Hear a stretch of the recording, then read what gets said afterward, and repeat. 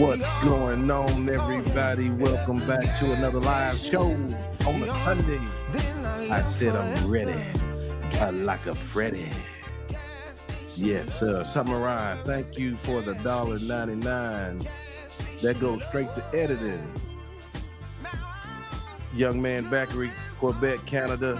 Salute, brother. Keep doing your thing. I see you out there, man. Yes, sir. Everybody, come on in. Come on, let's go. Today we have a man that's been online a long time. Sometimes we try to put each other down with the online dog, man. But this guy's been on for a long time. He's been a help to a lot of people. He longevity says something. You got to know how to move online, and this guy is a true testament of longevity, perseverance, and whatever. Whenever I talk to this guy, man, it's usually about building, not others. You know what I mean? Every time. Joe, what are you doing? Let's try this. All right. You know, every time. And Doug, the co-producer, he has a lot of respect for him. We've been knowing this guy for years. Without further ado, brother Ulysse Muff, what's cracking, my friend? Hey, man. Shouts out to Doug. Shouts out to Joe. Yeah, Doug, where you at? Get in here, man. Thank you, man. Yeah, man. Man, glad to have you back. Thank you. Yes, sir. Yes, sir. I hope all is well. It is. I was sick for a while.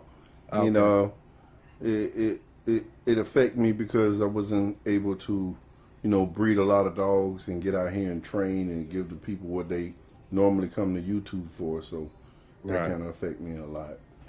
Right.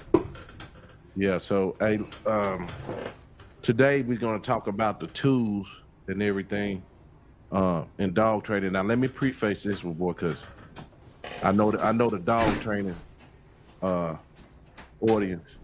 So we're going to talk about e-collars. If you don't use them and you're against them, it's probably not the show for you. You know what I mean? So, but this is for the people who do. And we want to get Ulysse's perspective on e-collars and different equipment because he makes some of his equipment as well. So, yeah, everybody, if you don't mind, share the video, like the video, and all that good stuff. So let me put up something. Who is Tony? I don't know who this guy is. Tony's my guy, the one that Doug wanted to come in, and I invited Tony to come in too today. If you didn't mind. Cool. Okay, Tony, what's happening, brother? All right, how you doing this evening, brother? Man, I thought somebody broke in my house. That's a special treat for Doug and the audience. A surprise. So we're gonna talk about what you talked about, and we're just gonna talk. Period. Dang, Doug, he ain't even in here yet. He gonna trip out about this. Let me tell the people who Tony is. Okay. Tony and our history, it goes back to early 2000s. I had been in dogs since I was born. I was born in the dogs. I was born a dog. I was born to be with dogs. I'm a shepherd. And Tony and I came to be friends when I got into Dutch Shepherds. Met him online as well. And then he came around a lot and helped me with shaping behaviors in the dogs as far as the protection work, because he was the person that wasn't afraid, as much as many others were. He began to trust me and know that the dog that I had could hurt a man. The dogs I had that could hurt people. And he trusted I wouldn't let the dogs hurt him. So he was a reliable source for me to put the dogs on and ride around and talk about what other dogs I should buy from Europe to build this bloodline that I have today. And that was around about 2009, 10. When Tony and I were out there training dogs and stuff. He partaked in a lot of Schitzen training and ring sports and personal protection. We were around when the protectional PSD dogs didn't have a foundation. It was just like, it was to the dog world, because they're so cruel. They would call it petty, that it wasn't real. It was just nothing authentic. And now look at protection, PSD and PSD titles, It's the most authentic groups around today, such as Mondo Ring or French Ring or the KNPV or just such as any. And Tony has trained and helped others in all of those disciplines. So he knows about the protection world, and he's also been a part of my life when it comes to the American Pit Bull Terrier. So he's well versed in that world, and he's also an ex-military guy, and he works in law enforcement doing security and stuff like that. Wow. So he's still doing the same thing today. Dang. Okay. Hey guys. Hey. So those of you didn't know, Tony was on Vanguard K9. They was going through some dogs and the history of some of the dogs they had been working with. And Doug wanted this show. We was gonna see if we can put it together. But Ulysse surprised us and just pulled them on up in there. How you doing, brother? Yeah. Tony? Nice to meet you. All right, now how you doing today, brother? I'm good. Yes. So Tony, I think Doug wanted to hear us before we talk about the things they want to talk about. Now he want to hear us talk about the old protection dogs from Belgian Malinois to Dutch Shepherds. That's what he wants. And we talked about. First, let me tell you where my fame came in. I came on the internet when I was on the internet before people was on the internet. That's when old people said, "That's the beast. That's the devil. The 666. Don't you get on that?" I was already on the internet, and I wanted to go out to all these different groups and train with them. And when I would go, I wasn't really welcome because back then it was a lot of racism, and it's politics in that. And so I wasn't really welcomed. When I say I didn't get the open arms, but you get one or two people ask you who you are and what you're doing here. And so I started saying to myself, you know what? These groups made me feel low. They made me feel bad. You forget about exactly what people said and what they actually did, but you'll never forget how they made you feel. And how they made me feel at that time that I wasn't welcome in the dog world and I was just a nobody. And if I wanted to get started, I had to start at the bottom and listen to them and be under their control. So I got on YouTube and I started training my own little dogs every day, making videos of the things I like to do with my dogs. And I kept doing that and I kept doing that and I kept doing that. And then one day when I started meeting people, talking to people on message boards in Europe, I met Angelique and Angela and Liquid the Rule, right? Did I say that right, Tony? Yeah, Lick the Rule. Lick the Rule and Angela Cannon. Oh, Angela Cannon, a complete K9 Canada. Yeah. What's up, Angela? Angela always treated me fair. Yeah. And she didn't really treat me as if I was she just saw me as nobody. She just saw me as somebody that's like dogs, and we just asked questions. Now, at first I said, I remember asking her what a dog was, and she got mad with me and talked to me for a while. But hey, I started spending money with her, and so Angela put me up on game about what dogs she thought about them, how she felt about them, and what dogs to buy. And then I started buying dogs through her guidance, somewhat to say. It was a 25% influence on some of my decision making because I really admired her and I looked up to her to what she was doing in the dogs, and she was really doing it big, if you ask me. Smart lady. She was where I wanted to be. Right. And Tony was friends with her friend, Lick the Rude. So I was friends with Angela Moore, and he was friends with Angelique, and both of them were friends. And so then Tony and I became friends and started talking more and started buying dogs. But when I bought that dog, Carlos Van Voss PH1 Metloff, then it took me across the threshold because people hated me. And they hated me for no reason. It was like, oh, he's going to buy that dog. The puppy's going to be no good. All his backyard breeding's going to be ruined. First of all dogs are bred in the backyard or on the side of the house. So let's say front yard breeding or backyard breeding. So where else you breed dogs? Yeah. Okay. Second of all, just because if a dog's already a champion and a great dog through genetics, just because of somebody's Filipino or somebody's white or somebody's or black or Indian get the dog, don't mean the dog gonna depreciate in what he is, and he's not gonna produce, because producing is a genetic format of the dog. It has nothing to do with the handler, the owner of the dog. I'm just a handler of the dog. And so I bought the dog, and I did something totally different what they thought I would do. I didn't let nobody breed to the dog. I bought the dog like he was a kilo of cocaine, and I sold each puppy rock for rock.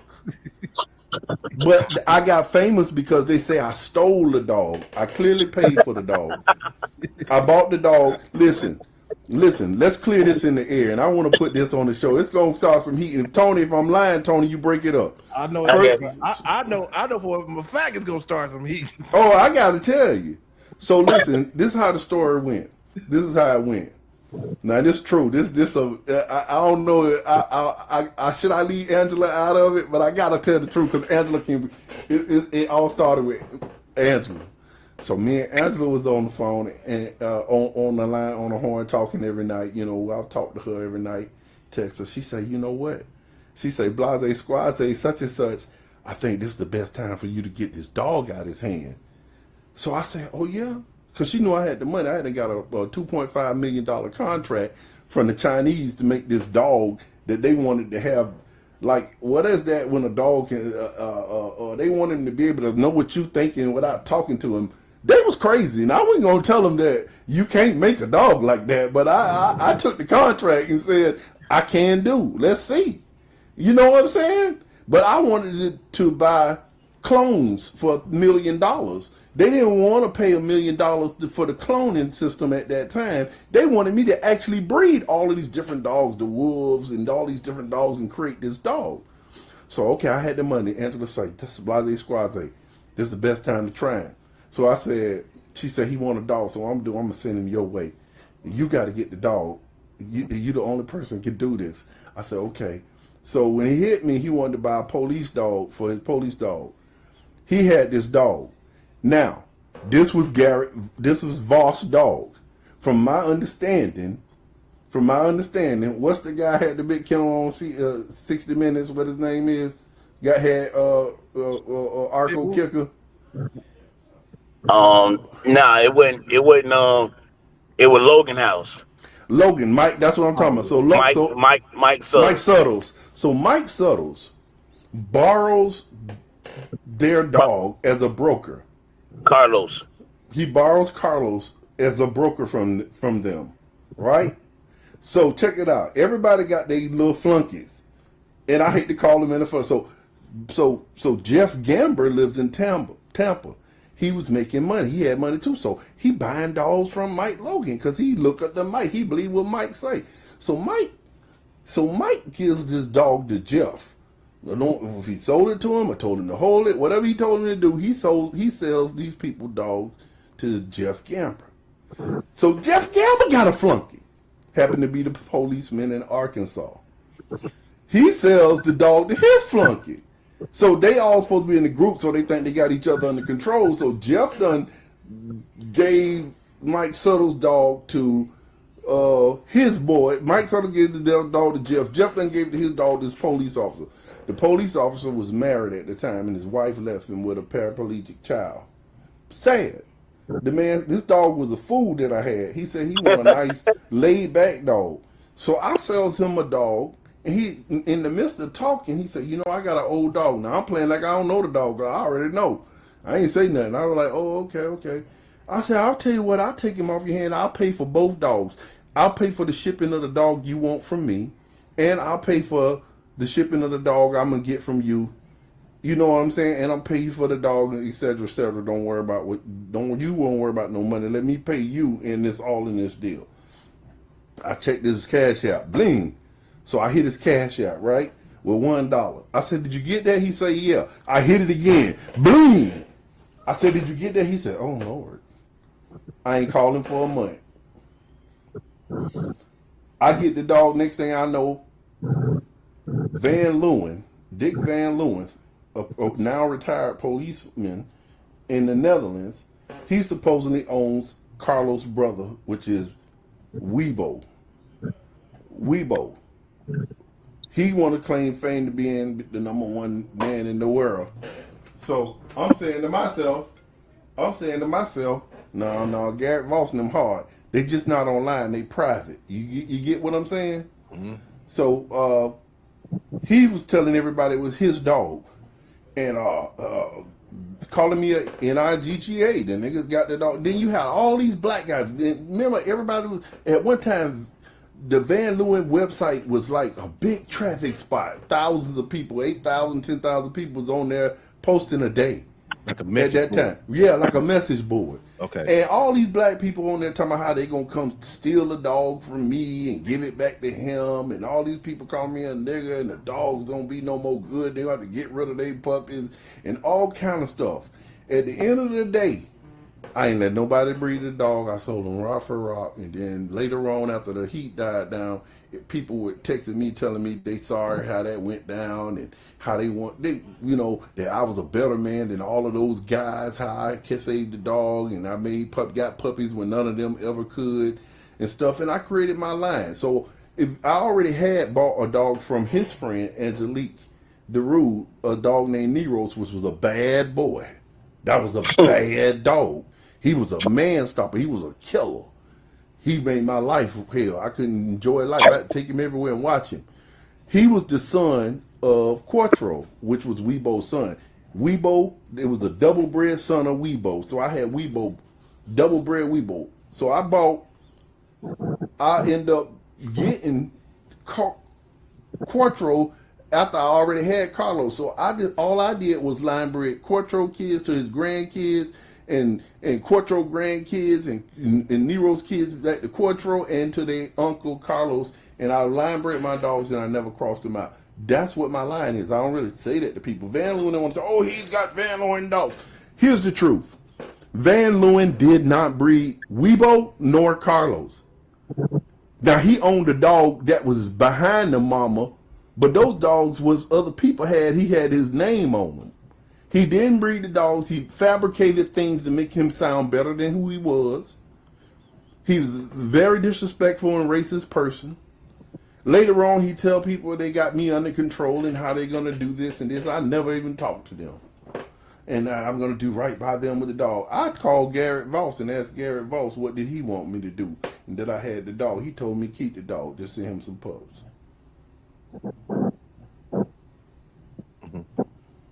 And that's how that story went. So on the internet, I was blowed up because overnight people wanted to know who I was, and they all knew about that dog. That dog was dangerous. He bit so many people, hurt so many people that everybody was scared of him. I knew not to. I'm not a showboat type guy. If y'all ever watch me, I stay in my lane. I don't need to get out here and put him in different disciplines and try to train. That's what the younger boys want to do. That's what people want to do. All I want to do is put him in a kennel, feed him well, medicate him, make sure when he was around a female in heat, he would turn on everybody. And just throw a female in there. If he bred to her, he bred to her. If he didn't, he didn't. He didn't want you to touch him, try to jack him or help him. He didn't like none of that. He was dangerous. And I knew that my job was just to take care of him and make sure I got dogs off him. Not to do that people see that I could control him, because you wasn't going to never be able to control him. Only Voss. And that was the problem. So overnight I became a success and very popular in the Dutch Shepherd world, because everybody wanted to know who this Negro was, who this nigger was, who they were saying, this backyard breeder that don't know nothing about dogs and don't know how to train dogs. But here I am on the internet with litter after litter, showing puppy after puppy after puppy after puppy after puppy after puppy. That you developed. Yeah. And Tony was there. So, But it's a secret behind that development. Okay. Talk to me. I don't know if mother want to disclose it, but it's a secret behind the development of those dogs. You could tell Joe Church anything. That's my boy. This is the NWA That's my show. guy. That's my different than brother. all of us. Yeah. All right. Yeah. The secret of the development of those dogs was they had something. Oh damn! Are you getting a call in? Okay. He'll be back in a minute. Oh yeah, he talking on his phone.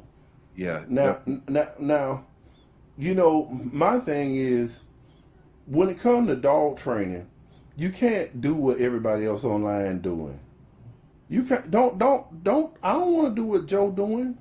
I don't want to do what Doug doing. I don't want to do what Mike Sutter doing. I don't want to do what Van Leeuwen doing. It might look the same, but what I want to do is play with my puppies and use the methods that works best for that dog. And my training is like Mr. Miyagi training. I don't train with a group of people. Although to finish a dog, you need people and tools. You're going to need that. But I found ways to just go on long walks in the woods, on nature trails, and I find everything I need to know about that dog by watching him, by letting him just run loose, and let him free, and walk 4 miles in the woods. In the woods, we're going to encounter snakes, rabbits, turtles, squirrels, birds, peoples, dogs, alligators. Environmentals is what you're talking about. Everything. There's trees, there's waters, there's walls, there's logs, there's bushes. You see what I'm saying? You're going to be able to use all this stuff to make him go over, go under, come, climb, crawl, jump down. You're going to be able to let him free, no distractions. Come, here, yes, reward, marking, good boy. You know, you're going to do that. When it comes to those kind of things, I'm going to wait later on to show you. You guys are going to need the things, the most important tools you guys are going to need in the end. And we're going to talk about that a little later and show when you ask me these questions, I'm going to pull them out and show you guys and tell you why. But I'm going to use just a flat line. I'm going to use just a flat line. And when I get to certain things, I'm going to use other tools. Everything you train a dog, there's a tool for. And that one tool ain't for everything. And I see a lot of people use the equipment wrong, the way that they're placing it. I see people using a tool for another range of motion, and that's not for that. And you can get that if you do all of the puppy imprinting at first. You don't even need tools. You just need a flat line. The dog gonna believe that your voice is the power and not the tools. The tools for if the dog ever get in this distraction that is so big to him that he don't want to obey and he can't, feel like he want to be focused on that because that's more exciting, then that's when these tools are going to come in play. But that's not what you actually need. Right. Yeah. Right. When Tony come in, we're gonna talk about all the bloodline. We're gonna tell you which one's the sorriest, right, and which ones ain't no good. Oh, well, you done flipped the show. Hey, you might want to text him, tell him just hit the link, come back in. Okay, yeah. Well, yeah. Doug, you got the show you wanted, did you, Doug? Is Doug in here? Yeah. Yeah, he in here, man. Yeah, I do this for Doug. Doug. Yeah, he wanted that show, boy. He was foaming at the mouth about that show. Yeah, he wanted to hear about the mouth. He sounded like a Rottweiler. Yeah, boy. He wanted, boy. He heard y'all talking that day. He's like, now we got it going on over here. Just some good stuff, man. Y'all share this. This some good stuff on them old dog lines. Yes, sir. But anyway, is there anything? Is anything? Maybe his phone died. That's maybe what he was probably it might have did. Dang. That wasn't the call. That's what it was. I think his phone died. That's what it was. So let's go into the show. And then when he come back, we'll drop some more knowledge. Okay, bet. All right. So you were just talking about the e-collar. Let me show something. I want to do something a little different. Y'all hear my dog snoring? Yeah. Can y'all see that? No, it's black. You can't see nothing on there? Your screen is black. Oh shit. Okay, hold on. Let me see here. Man, what am I doing wrong?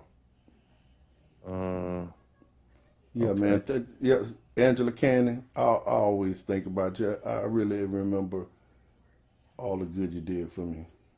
Oh, now it popped up. Okay.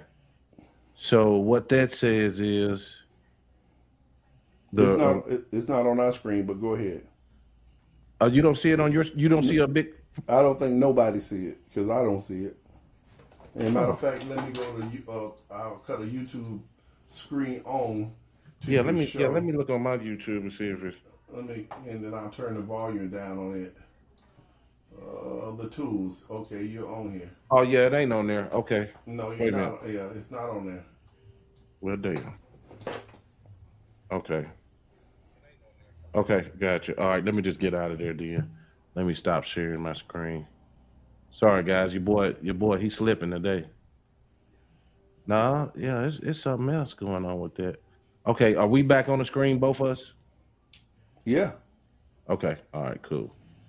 It's just a little bit. There you go. There we go. You know, the timing on YouTube is a little bit behind. Right. So, so the e-collar. When do you bring in the e-collar? Okay, I want all of you guys who are beginning to train your puppies. I want you to listen to me, and if you want to learn from me, the most important part is just listen to what I say and do what I say do, how I say do it. Don't modify it your way.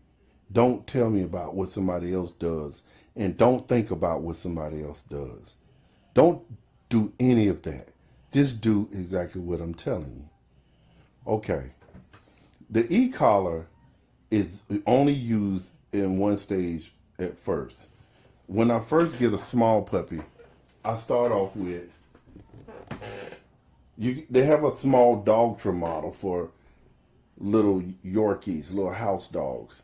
This is the mini educator.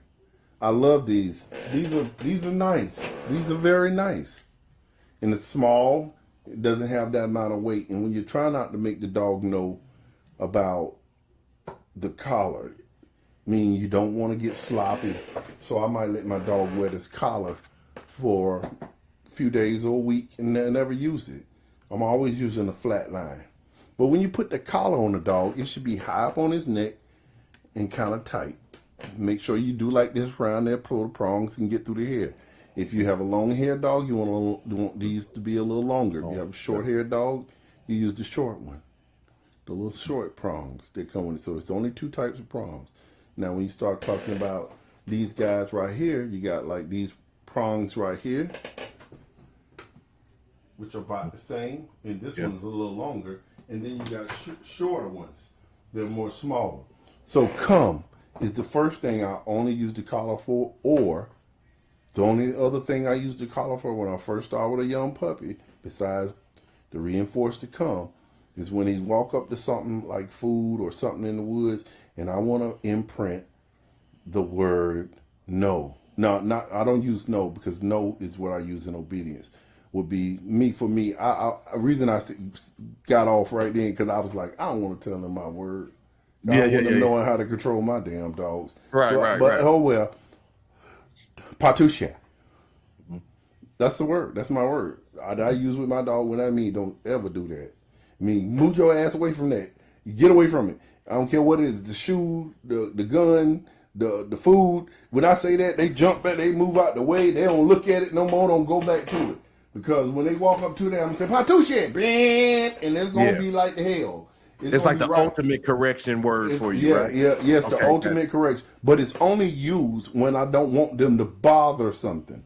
Right. Later on, that don't bother something could be a human, could be a dog, could be poison, could be food.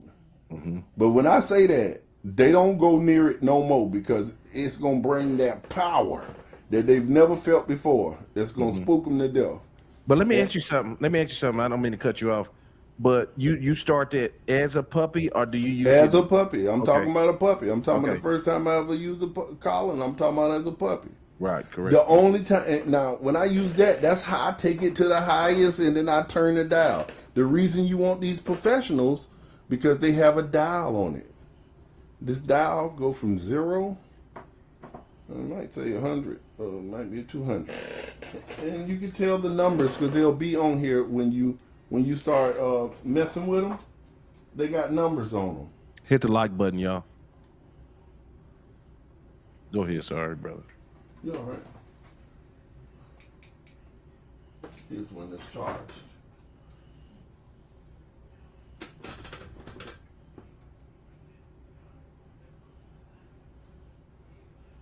So this is a 2-dog collar.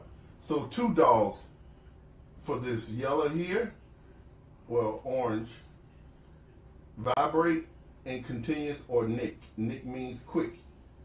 Continuous only because I'm holding it and turning the dial up, and then I turn it down. Now watch this. That example is for when I'm in the woods. When you use this, the dog never felt that power. If you don't have a long line on him, he's going to try to run because he don't know what that is. Mm-hmm. You might need a long line on him and you reeling him in while you doing it. It's going to be hard to do. But if I'm in the woods, most dogs, they're not going to go too far away from you. They want to follow you, especially little, we talking about little puppies. Little one, yeah, they don't want, yeah. They're like a wet puppy. They follow you. So if my puppy doing something and I call him, he don't come and I say, here. Now, first I teach him what here mean. Because when he run off, he doing things, and so we get about 4 or 5 feet, puppy here. And I start backing up, walking back when he comes. Yes, mark and reward. Mm-hmm. We know he know it. And once he start going out there a couple of weeks and I have this little collar on, this little collar still has that power now. I only use this. I don't even really use the big ones on my big dogs. I just stay with this. Small, they don't know, it's there. When that puppy goes and he don't ignore it, I'm going to hit it and that dial start coming up. I'm going to turn it up. And when he start coming towards me, I turn that dial down. Most puppies going to run to you and get between your legs. Good boy, that's a good here. And I'm going to feed him and I'm going to sit there. You was coming. I'm telling him what he did. Oh, you came here? That's a here. Here. Good boy. Good here. That's why you see Mozzie and all them come running who used to run off and want to do stuff and had done, was with people who were sloppy and had them running off fighting animals, chasing cats and stuff. So they come running to me. You know what I'm saying? So when they come back, I turn that dial down. Later on in their life, they might not know and think that they don't know what that is. That's why you always have your e-collars and stuff on when you go out. I never, ever get caught with my drawers down. You know what that mean? That mean I never, ever not have the tools on. When I take my dog out the kennel, I have the e-collar on his neck, loaded and ready. Rather, I'm going to use it or not. It's a tool that's on his life, on his neck for life, at least till 2 or 3 years. There's no such thing as no pet smart. You go 4 weeks of training, the dog got it. That's not training. That's just getting you started, and you got to continue on because his mind developed different stages of his life. You'll see him change 8, 9 months. You'll see him change 15, 16 months. You'll see him change 24, 23 months. You'll see it change about 3 years, and at 4, you'll see him really change. He got it. He laid back. And all that puppy play. It's locked in at 4. Yeah, it's locked in because he's not a juvenile, a wild young boy, like a kid. You got a little kid that's 6 years old, 7 years old. They ain't focused. A 14, 15-year-old boy, he ain't focused. But he's more focused at 21, 22, but he ain't who he is when he get 39, 40. Right. It's a difference. So the e-collar as for a puppy is only used only for 2 things. To reinforce that here that's going to save his life from jumping in the river with an alligator. He don't see it, I see it, or about to get hit by a car, or finna run off and bite somebody or do something that I don't want him to do. That's what that's for. I'm gonna use that for the here in the small puppy form, because you see the difference. You see the difference in the small toy collar in the adult version. In the old version, collars on. In the old ones, let's see. Here's some old ones.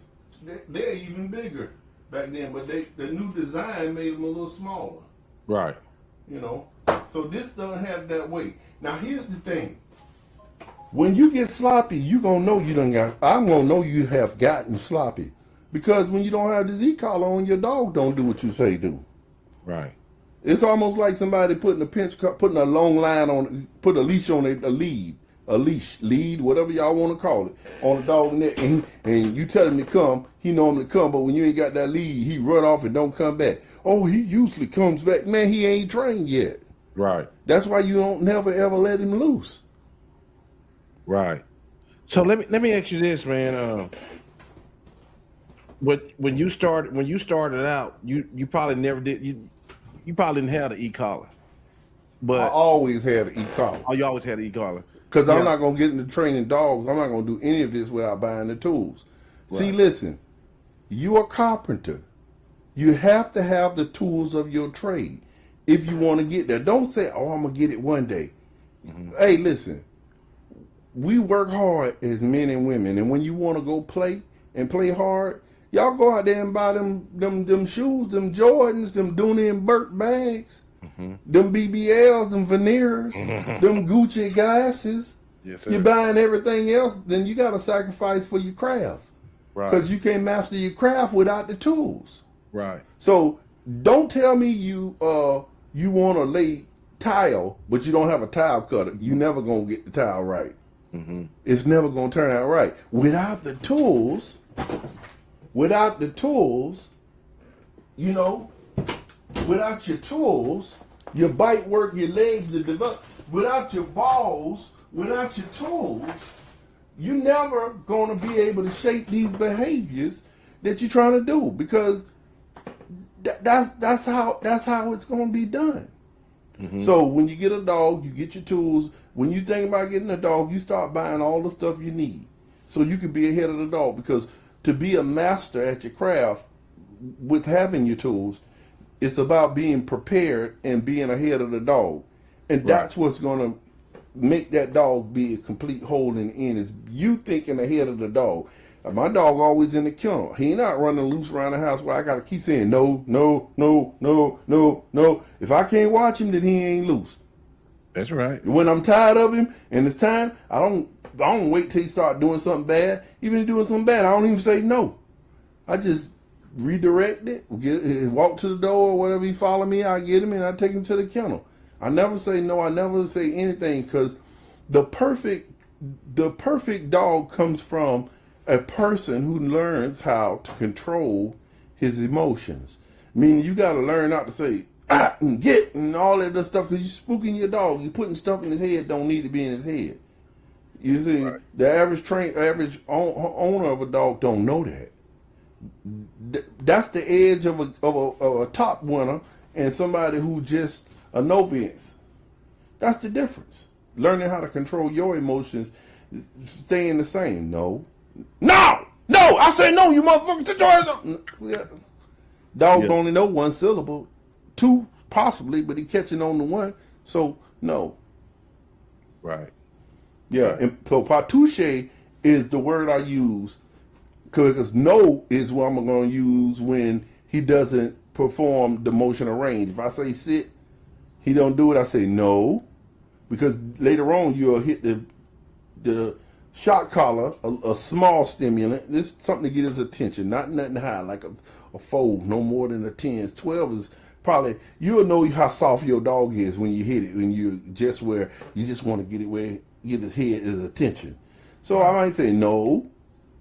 I'm hitting it at the same time. No. Sit. I don't go sit, people, sit, all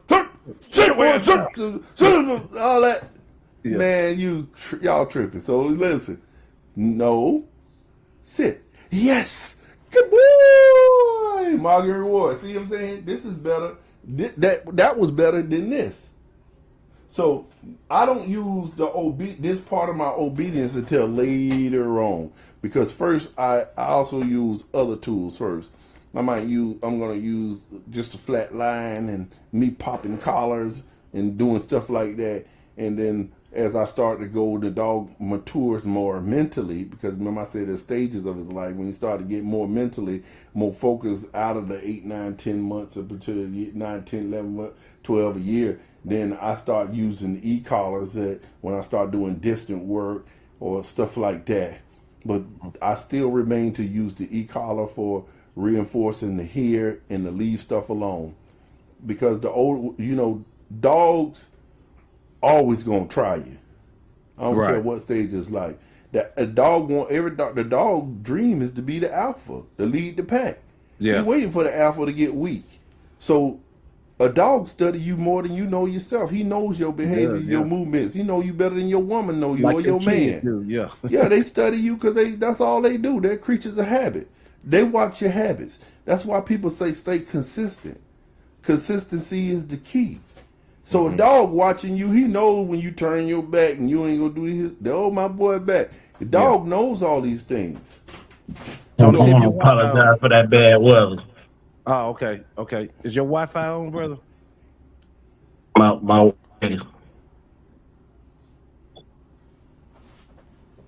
Your phone was getting kind of you getting your phone getting stuck.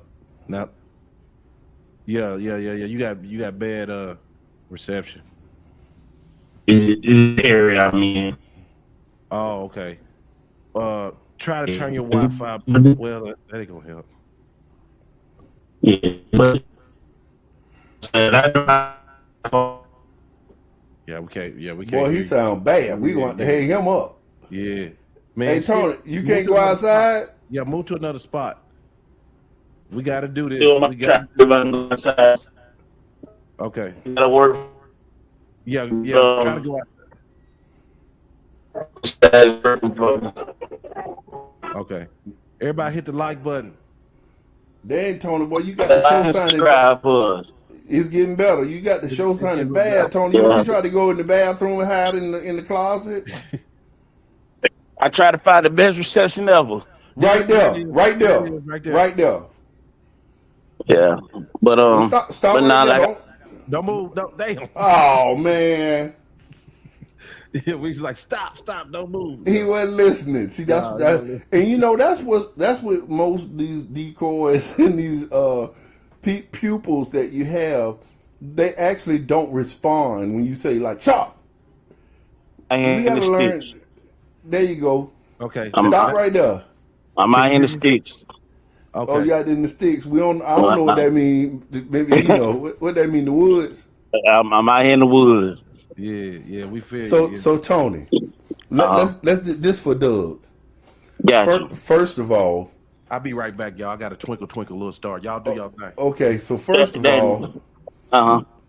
all, tell them these guys. You can tell them how you feel about my dog Nero's and my bloodline. Tell them how you feel about it. Let's be honest from what you say. I don't care what you say. I'm gonna be honest, and and a lot of people might feel different than how I felt, but this dog bit me, so I got a different love for him. The dog hated everybody, but I'm the biggest cheerleader fan of this dog because this dog would do what he was supposed to do, but he didn't start off that way. See, everybody think that they can just buy a dog and it become a monster. That's not true. It got to be in the dog halfway, then it got to be in the trainer halfway. 50% Not man, 50% dog.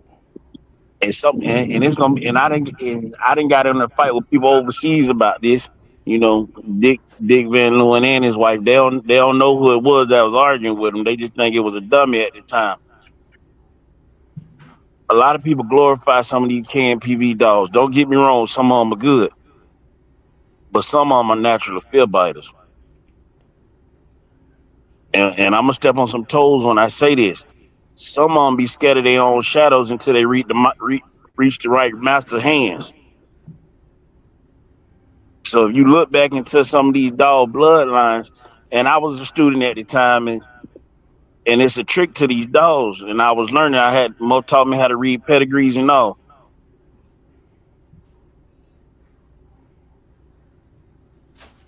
Yeah. We lost him, boy. He was cooking too, one of y'all. To the half sister. I believe it was the half sister. I can't remember. I ain't got it in front of me. Can you repeat it a little bit? Yeah, your phone went out, then you came back. Yeah. Okay. You said it. Well, you got came off of breeding off of Weibo too, but it was off of Maya.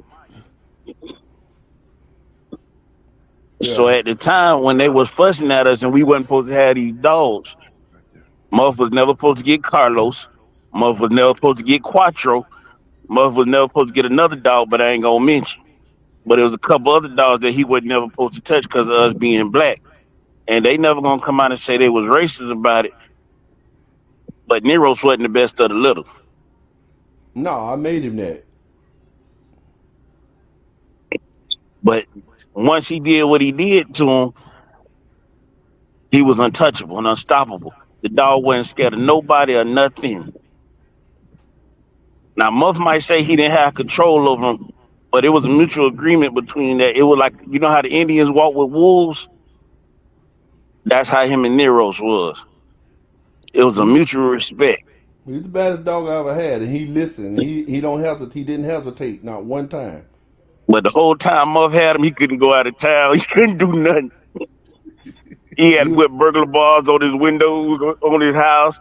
He had a special cage built for him. Dog in had his own room. when the windows was boarded up. He'll hang on the burglar bars till he break his teeth out his mouth if I didn't come get him to get somebody. He'll dive through the window. If you was The dog, outside, you know how most dogs stop barking when people leave? That make him mad. Mhm. I seen this dog slam a burglar bar door and make the hinges rattle. Wow. That Car- he if, want if you ask me, if I had to judge Carlos and Quartro, they wasn't shit compared to him. They no. were, but Quartro was a great producer. He reproduced good dogs. You know what I'm saying? Nero's produced dogs like himself, which wasn't good for selling for people to get because they had that spookiness in them. You know And what I'm he saying? would, and sometimes he would end up getting some of them dogs back. So there'd be too much dog for people. Yeah, that Nero stuff was too much dog because they was like him. He produced himself. That's what it was. But it was listen, he was the type of dog that had so much aloofness. The puppies seemed like they would spook the people. Some went forward, some stood still, and some back in the back of the doghouse, but they were still growling and snarling at 4 weeks old. If they got 8 weeks old, I couldn't give them nobody because they didn't trust me really. Wow. But they was killers. If you grew up, if you made one your friend and growed up with it, it was dangerous. Like for instance, like I bought a lot of dogs at that time. I bought over 200-300 dogs. I found out that jet shit wasn't shit. I found out that Carlos really produced 1 or 2 killers and the rest of them was below average. I found out that the Arco Kicker shit wasn't as great as I wanted it to be, but it had a little prey in it, but not a lot of silver. And Mike Suttles claimed to this fame to the day that dog Arco Kicker was great. No, you lost the best, and then you that's what you were stuck with. But I had dogs better than Arco Kicker because when Tony hooked the deal with me, when EWD, is that what it was? EWD was going out of dogs. They took Arco Kicker and bred her to a PH1 female, just like himself, and come up with that dog. She was Kimmy, and they came up with the daughter. And then they took that daughter and bred an Arco Kicker daddy, cast her the group. So my bitch Donna was Arco Kicker's sister and granddaughter. I bred that to Carlos. That was the best dogs in the country. Do you know, because I was black, not one of them bought a dog from me? And that was one of the dogs he wasn't supposed to have. I bought the only PH1 daughter of the Django. What her name was, Indy. Yep. I bought her from Austria, paid all that money, bred her to Quartro, 36 days later she died. They lied about her age, if you ask me. Them dogs out of the Django was off of one of the supposedly famous line, Duco. Duco was a pit bull in Malinois, if you ask me. And them dogs act like pit bull Malinois. Yeah, I do. Like they was real friendly. They needed love. Nero stuff and Carlos and them stuff, they don't care about love. No. They don't care about love. A good boy, keep going. They don't want no treat. They don't care about a treat to do nothing. They just gonna do it. And you can say good boy and that's it. Give them a ball, they happy. You know what I'm saying? But the Duco shit is some of the most shitty shit in the world. They be around here talking about Rambo Rouse, and yes he is. The Duco stuff, all that other dogs out of that stuff, that shit wasn't all. It ain't all of that. To me, it wasn't all of that. I don't know about how Tony feel. I bought a few, and mine was just regular. You I get cross. one good dog, and the rest of them just like Carlos, because Carlos probably was a pit bull. And if you ask me, Carlos was not Weebo's brother. They He produced was too short. They produced two different type of dogs, but they say Carlos and Weebo let them make brothers.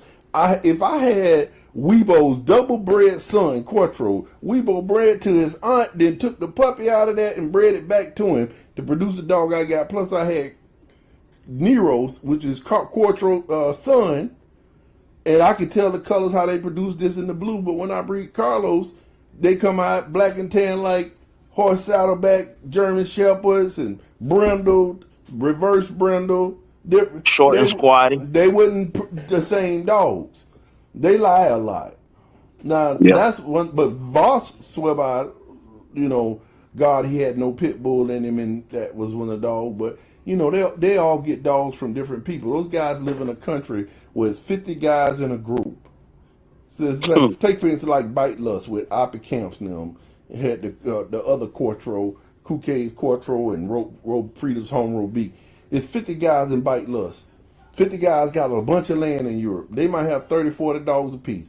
They all breed, they one dog to the most famous dog that they take to the show that year if he wins. They take that daughter that they bought off the last famous daughter, because they buying famous dogs. They're not buying dogs just to produce dogs. And they're going to train it 3 or 4 years before they go to that show, because you can't get rid of that record if you got it. That's why Carlos had 2 records. One was the perfect, one wasn't, because he wasn't controllable. He'll bite you. Yeah. Somewhere he did something dirty and lost some points. Okay, so at the same, so all right, thank you. You made this? All right, thank you. So with that being said, I always said that Carlos and Weebo was not brothers. They was not brothers, and he definitely had some kind of pit bull in him, because if you took if I bought a bunch of muzzles, and I make muzzles, and I was, that was the part when I first started making equipment. The muzzle that goes on Shepherds, it fit them perfect. Carlos' head was different. He had a big block head, bigger than a Cane Corso head didn't matter. He had the perfect block bulldog head, and he was short and stubby with muscles. Mm-hmm. The Quattro and all them, I done done blood tests on them. I got all kind of stuff, like how they do with the Frenchies. That's Dutch Shepherd. I didn't do with the Carlos. He was hit or miss. Sometimes you breed him, you have puppies, sometimes you don't, because you couldn't help him. And you better not touch him wrong, or you might play ball with him. He might drop the ball at you and throw a barking hole. You better pick it up. You don't know when to pick it up. You better not reach down there to get it. He was bipolar. Right. You have to fight him. And the e-collar wasn't going to stop him, because he'll fight through an e-collar, so he had that pit bull threshold, if you ask me. Yeah. Oh, man. Yeah, but to me, the Duco stuff that they go crazy about, I ain't telling people they ain't good because they out there to get it, but it ain't shit. If you put it in your line, it's hit or miss. It's not a high percentage of producing good dogs. They all right. A better dog, you got to have a better dog to be able to know what a better dog is. I done had one of the baddest dogs in the fucking world, that Nero's dog. That dog was like a machine. And Quattro produced those kind of dogs. What I'm saying is those dogs, they are easy to shape and create the behavior, and they can grow with you. They have silver drive, they have everything you need. But these other dogs, you go out here and try to develop them with a ball using prey drive and all these other things. You got to build on them. Mm-hmm. That jet stuff, you damn near might be 40 puppies before you get one that'll do something. That jet shit, that shit wasn't shit. Yeah. I had about 2 or 3 of them. I lost money. That Osha Vitosha real aggressive. It's real silver, and you'll never be able to enjoy him, take him nowhere, because they too overly aggressive, because they spooked. So they one on their dogs. Yeah, that's what I'm saying. They grow up, they real scary, so that scary aloofness grows to a man aggression. So you won't be able to take it somewhere and do something with it. Most of the NVBK dogs are real silver, big Malinois. They tough. They real crazy. But for the most part, most of them Malinois, if they didn't come from the K and PV line, I don't want them. Now, what I did and didn't like, I love the stuff I got from Oppie Camps now. but they were more circus-like dogs. They had small legs. They wasn't big-bodied. You know, they didn't have that big bone structure, but they were more circus-like dogs, and they wasn't naturally silverly. They were more circus dogs, the trick dogs. They'll do the bite work, but it wasn't real. It was all about the sleeve. Now, remember, these things we're talking about, you got to be able to paint pictures now.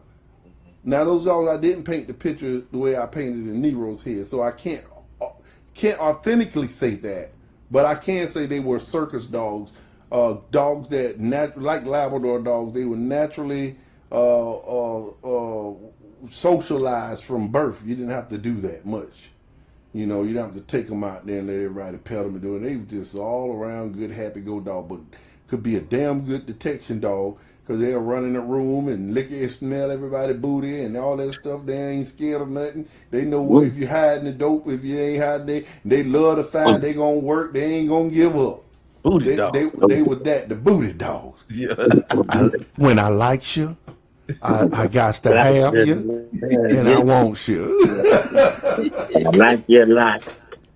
Yeah. I want you. I like you. I got to have you. Yeah. Yeah, So- they were them kind of dogs. Right. And they'll show you. Later on, they started. He fell off the block. It was another dog that everybody was talking about. I never bought none, but I looked at the back of it. It was really Nico Van. The dog I had, Nico Vanguard. It was his sister's child in them dogs. Was that Barry 2 dog? Barry 2 came in, then he died. He left.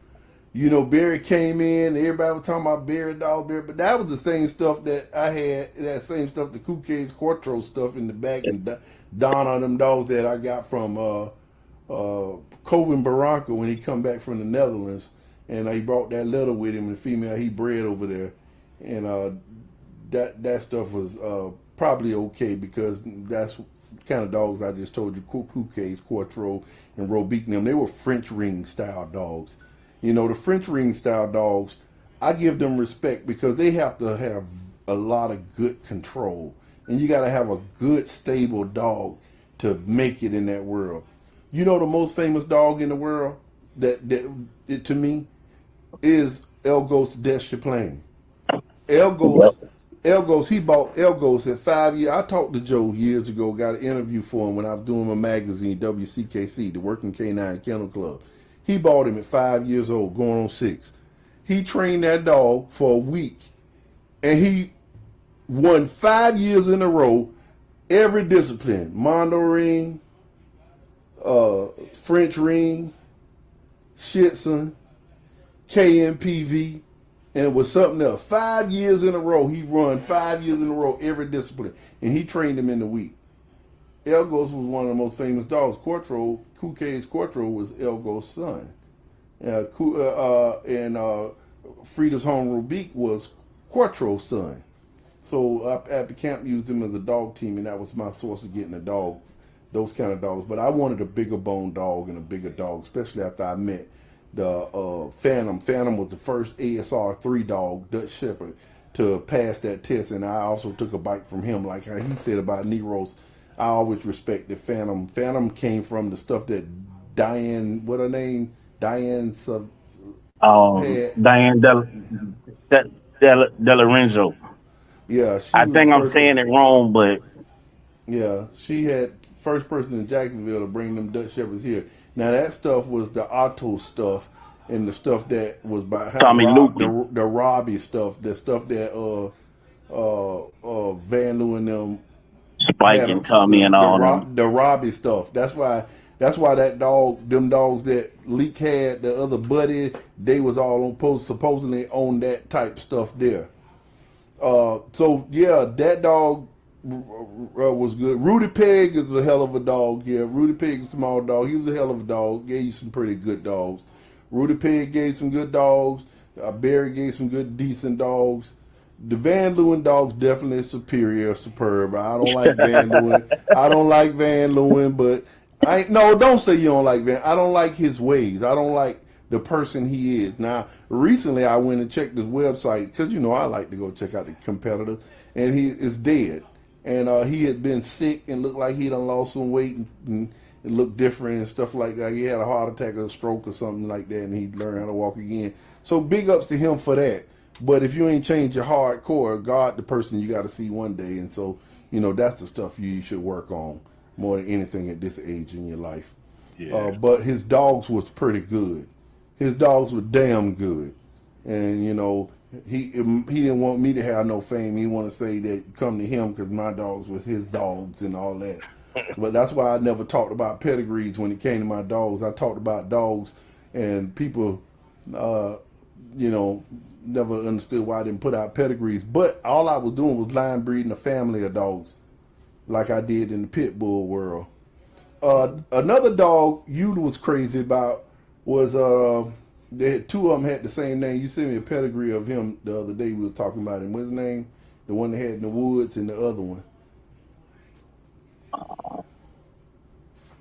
The dog you was talking about, you liked him.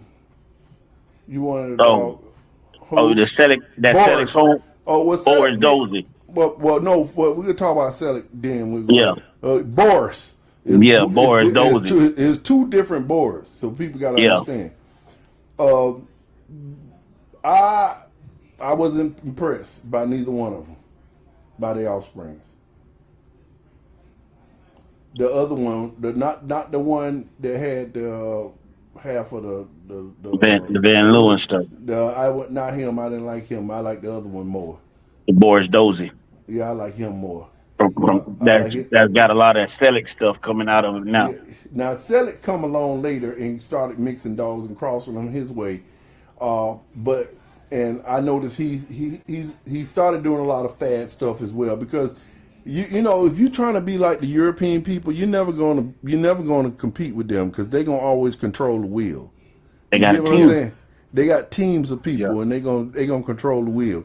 And he started crossing a lot of Duco because they was talking about the Duco stuff and all of the blood that they had, vials of sperm and doing this and that. And so people believe that them dogs they can still produce them. I don't know if they can or they can't. How many damn vials do y'all got?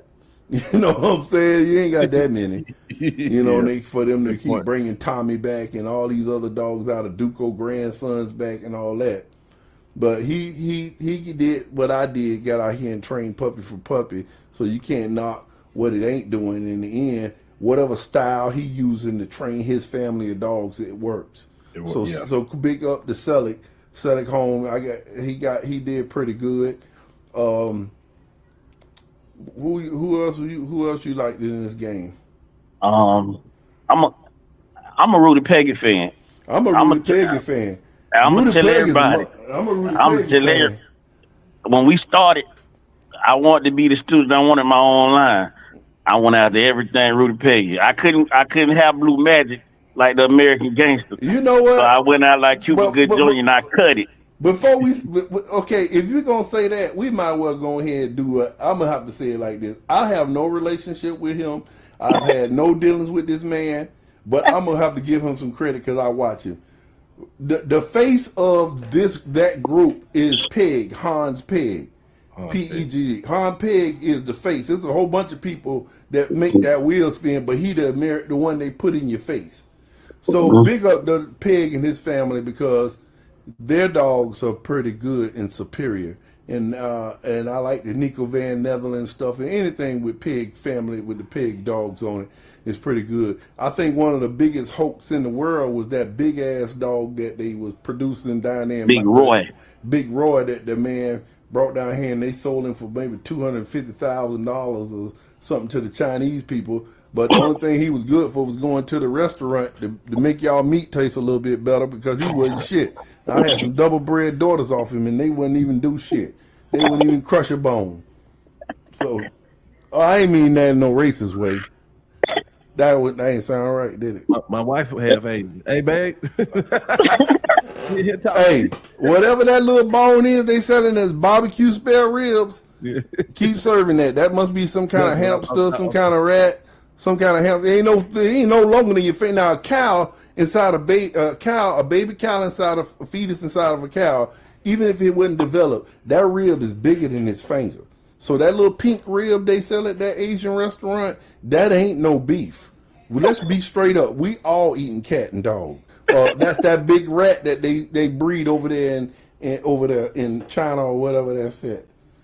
It is. So, you know, his big boy was a big dog. He didn't produce nothing. They were sorry. I had a couple of double bred daughters and some other dogs I got from people giving them away. For him to be the number one dog at that time in the world, I think they was just faking. That dude who had him down there in Miami, that's why he went out of business. I think he was faking all of these dogs being pregnant by him. They didn't have no structure or nothing. It was a big hoax. Sorriest dog in the world. And the Chinese paid him a lot of money. I wish I could have got that payday. So big up to him for pulling that shit off, because a black man could have never did that. Never. Hey, I got it ain't cut. did it yet. I got it cut. It ain't pure, it's cut. Yo, you got it cut, but it wasn't shit, was it? It working for me. Big Roy? I got it in one of my puppies right now. Listen, Brian, because of but it's cut. Now listen, it ain't pure. The pedigree system is supposed to be honest, so it's not all of the tedious things you have to do like an ADBA or AKC. They fake papers more than anybody in the world in Europe. Listen, let me tell you something. Let me say this shit, man. I'm gonna say this because I can say this. I don't care. If you go over there to Europe and say, I want a good dog, right? You might get a dog, but if you go, right, you're going to get a dog, period. But if you go over there and say you want Big Roy or you want Cujo or Bam Bam, they're going to find you some Bam Bam dogs. Might not even know, there's Bam Bam. But if you go over there and watch them watch dogs and they say, I like that dog, and then later at the end say, hey, man, what he bred like so I can write it down? And you write it down, then you got yourself something. But if you go asking, like you know everything, I love Big Roy, I love Cujo this and Cujo that, they're going to give you something, say Cujo. And they can pull it off. So I don't believe none of their paperwork. I just told y'all the number one dog in the world, Carlos, I don't believe he was Weebo's brother. Mm-hmm. It don't matter. To me, it's about, I'm going to tell you what it's about in the end. It's about you get some dogs, you look at each one of the puppies, like how pit bull guys will look at a dog, and if it's good, you put it, you keep it, and you keep breeding. If it ain't good, you cut it. Don't give it away, because when you get out of dogs, you don't want to come back, and that's what they use in that. You cut it. You know what I'm saying? Cut the nuts off, give it away. Yeah. Don't let nobody be able to breed it, put it back in the gene pool. You know one of the biggest mistakes I see out of people in the dog game is showing people they desperate. Yeah. Ooh. It's crazy. Yeah. Yes, sir. Hey, bro, you mind answering that question right quick so I can take it off the screen? I sent you Mr. Doug. No, Mr. St. James. That's for Ulysse. Any advice on how to use an e-collar with a food aggressive dog when feeding my 1.5-year-old dog? Listen, here's the answer now. Don't tell me what nobody else told you. Don't do nothing else. Nobody else do it. You got that e-collar on. He been wearing it for about 2 or 3 hours. You put it on him when he in the cage and put him back in the cage, let him fall asleep, whatever. Wake up, take him, walk him outside, let him pee. Now go get some raw meat. Don't get no regular food. Raw meat gonna make him change. Go give him some raw meat and tie him up on the gate or in the kitchen, or put him in the kennel and put the raw meat right there on the ground. And you have that e-collar and you have it turned all the way up and you have it in your hand. Don't come in there like this. All that stuff the dog know. You have it in your hand and you get ready to reach down there, and as soon as he growl, no, hit it, no, or whatever your word. Patouche, don't use no, because that's what you use in obedience. Right. My no for obedience is different from that never, not never. You know, I use patouche. You can use fui, 9. Fui and 9 is both German, but they two different meanings. Yeah. So you got a different meaning for that right there. That's not never do it again. That's that same thing you never do when you get ready to bite somebody. That's that same thing when some food on the ground, I don't want you to touch it. That's that same thing you do when you finna chase that cat or the kid finna walk by. Patouche. You say patouche, but don't say it loud, because just say it just the way you gonna say it when you walking and some people finna walk by. Patouche. Patouche. You know, 9. 9, 9, 9, 9. No, don't use no. Okay, so when he get ready to put that on the ground, you hit him with the holy hell, and you hit him with that hell, and then while he hollering and screaming, you walk over there. Good boy, that's a good night, boy, Pusha. Good boy. Then you reach over there and grab that meat and you put it to his mouth yourself. Then while he lick on it, you pull that motherfucker back away and throw it back on the ground and let him eat on it and wait about 10 seconds when he get in it good. See, let me tell you why the dog doing that. What's my guy name who asked that question? That was let me put it back up. Mr. St. James. Mr. St. James, make sure you hit that cash out with a donation tonight when you get finished. Yeah. Okay, it's right there. $ULYSEEMUFFJR. I hope I put it on there right. Mm-hmm. I might have didn't put the JR, did I? Yeah. Is it there? I got a question for him too. Wait a minute. Let me tell you. So check it out. So your dog is not being aggressive towards you in a disrespectful way. Let me say it again, Joe. Let me say it again, Mr. Doug. Let me say it again, Mr. Tony. Animal behavior in the wild. You could get put a bad dog in a pen with a wimp dog. If the bad dog see the wimp dog eating, he not gonna run over there unless he was real crazy and run him out the bowl. He'll wait for a minute. He'll turn his head. Because they don't look at each other in the eye. That's the wolf do. You look in their eyes, that's disrespect.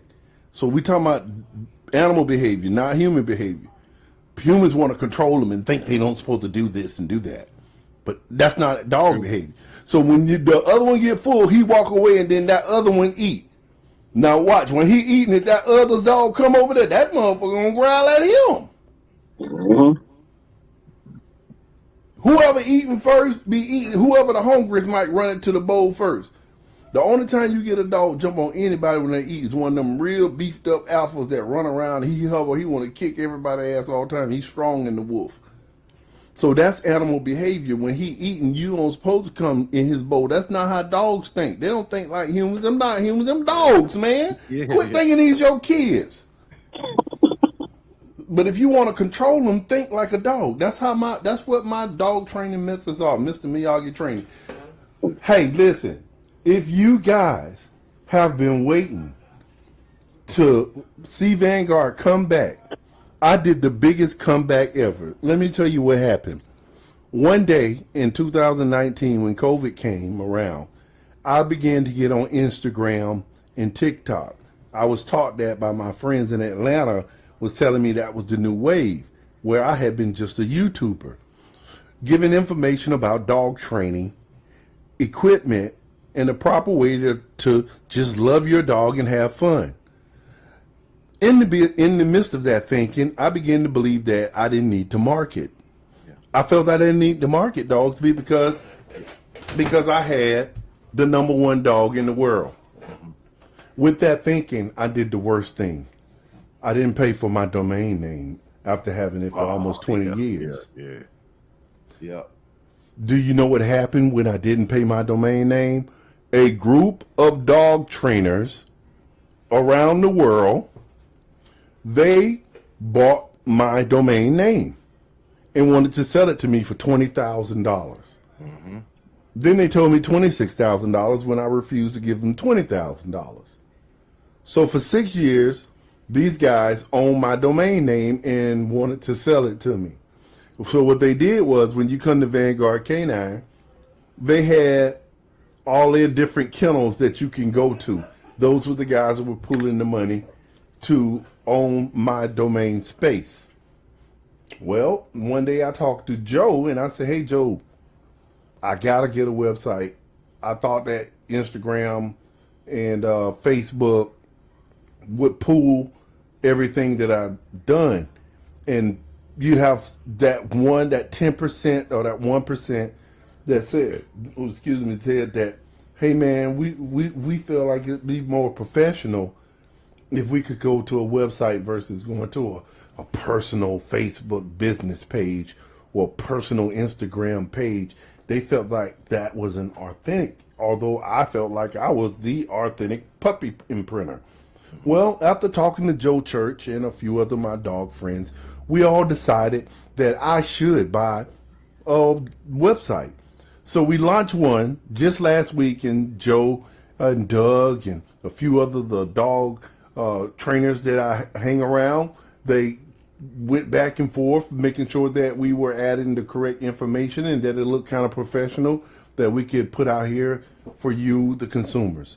Vanguard K9.net, because I run the net. I'm on .net. Yeah. Vanguard K9.net. Back.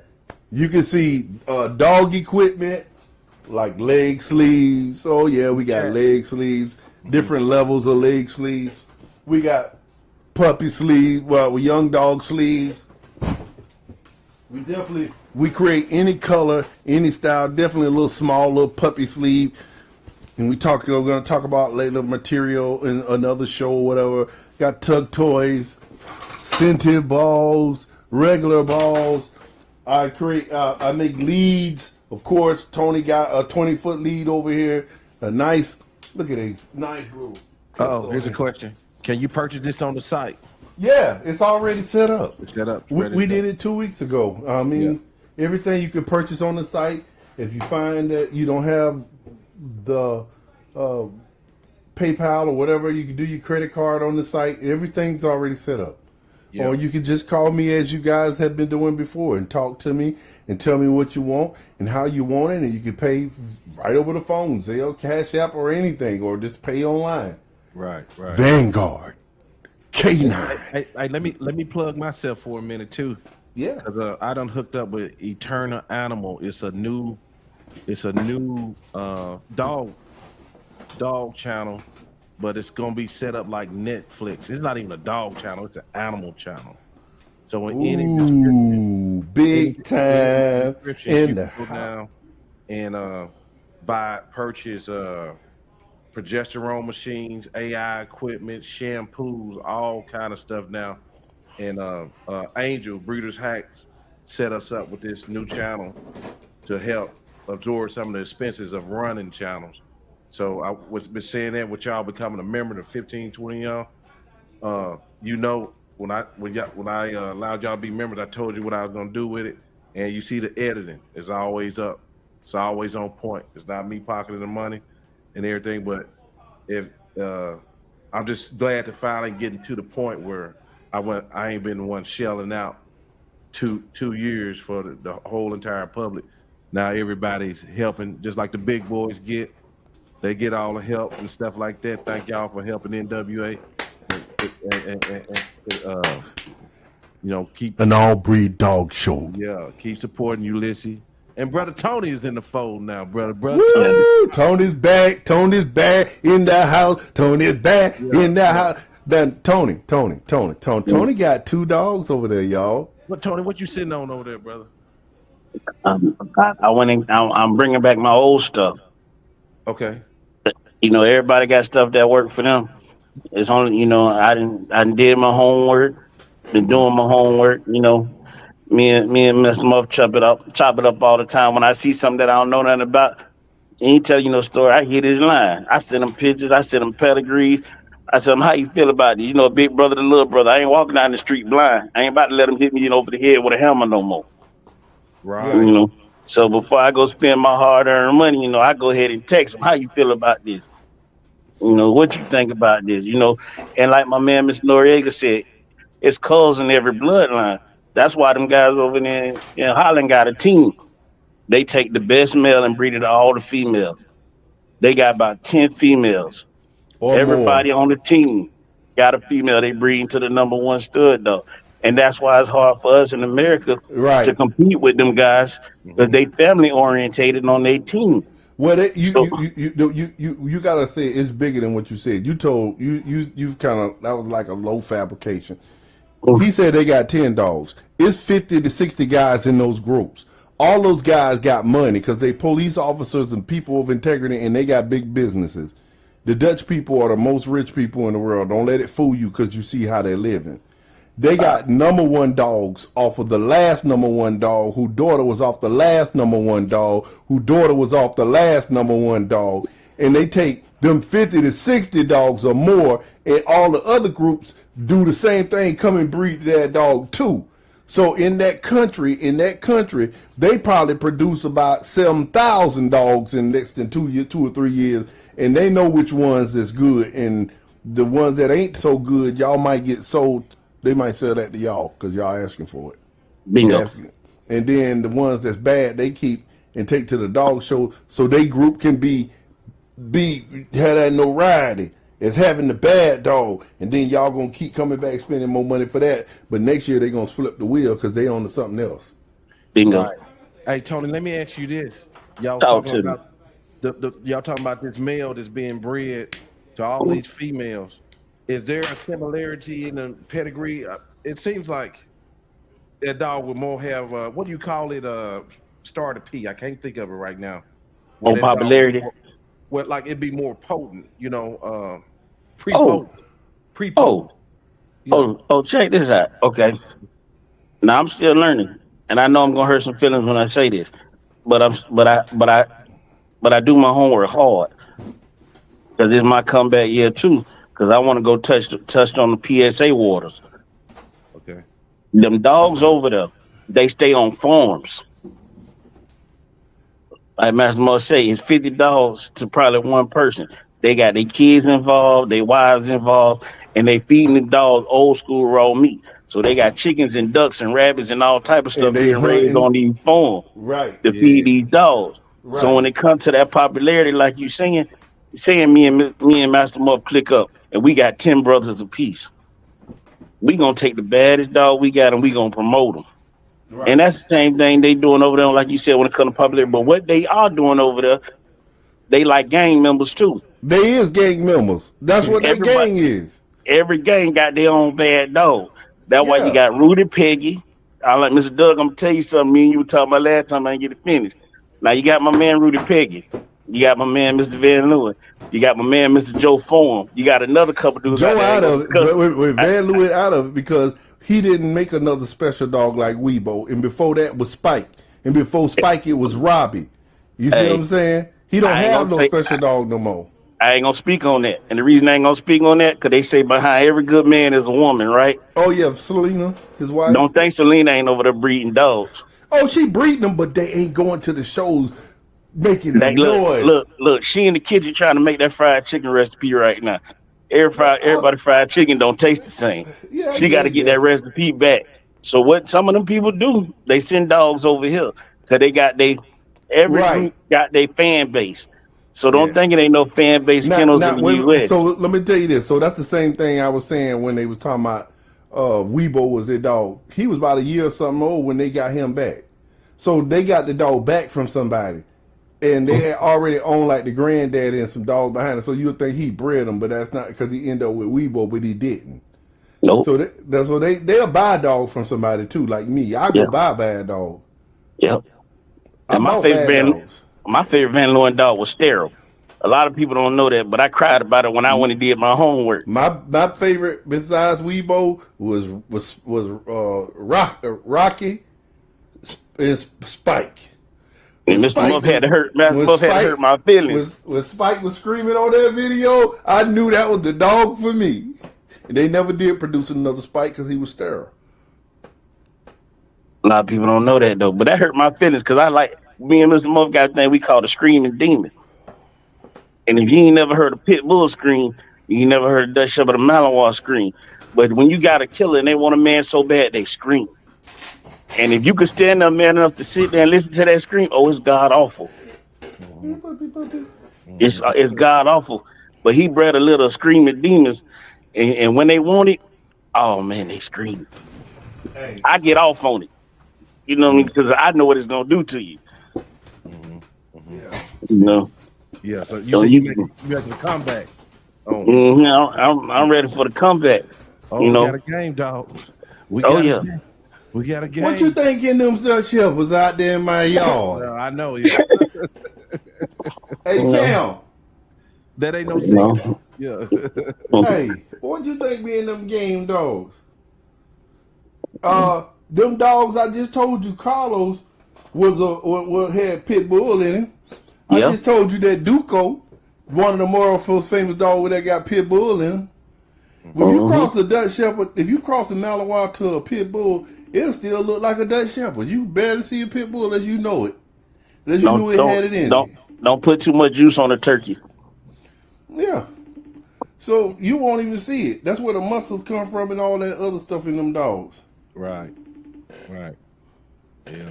Now, where you think them bull herders coming from? Everybody think bull herders just came out. Them bull herders been out. Yeah, we was doing that back in the day. Hey, a lot of people don't know about them child and German Shepherd crosses either. Uh-oh. How were they? Oh man, they hurt you. Yeah. Yeah, who ain't ran from the purple tongue child? If you ain't ran from the purple tongue child, you ain't had no childhood. Yeah, you had no child, yeah. People don't know what that is. Y'all see this right here in my lap? This right here is this is my own bloodline. This right here now 3-4 generations of game dogs that I've been breeding for the last 7-8 years. This is a little puppy. It's one of my little pups. He 4.5 months going on 5. You might well say this that some of that old time bloodline that I loved back in the day, and I done mixed it up, different kind of dogs in it. But hey man, this is it. That Nero. I seen Mr. Dave say something real quick. I got to comment on it because I like game dogs too, but I ain't gonna touch on it. The secret ingredients to them bull herders is to make sure you don't get an animal aggressive bull herder. Because when you doing man work with a bull herder, who you trying to get the man out of the dog the man walking? So you got to be careful with them bull herders. Good point. You got to be careful with them, how you breed them. You got to be careful with game dog line you use. Every game dog different. But I got to tell you something. See, a herding dog, he attacks any he does people and quarry. So a herding dog was bred the way you put him in the pen with the sheep or the goat or whatever, and when the coyote come or the wolf come or poachers come, the dog run them off. He bark and them other animals learn to go and hide and run because he a warning. He be a dog. So he doing what dogs do. But they learn him because he live with them. He don't live in the house or he be out there with them and go in the house hang with you. He live in the pen with them. And so they do have animal aggression. They got to have it to be able to fight those things. So we mistake it when we put the pit bull in it. But here's the thing. When you're training, because like me and Tony said, it's 50% dog. Wait a minute, 50% man. Right? Wait a minute. 50% dog, 50% man. And so when you training these dogs, you got to know what to bring out in him or what to suppress. That's what training is. Like this right here is a real one. This is a real. Hey, open the door out wide for a second. Watch that man. Watch that man. You've been working on him. Watch that man. Good boy. Well, this is a serious one, right? Just open the door and just let him look at you. You ain't got to do this stand there. You hear the scream? You hear the scream?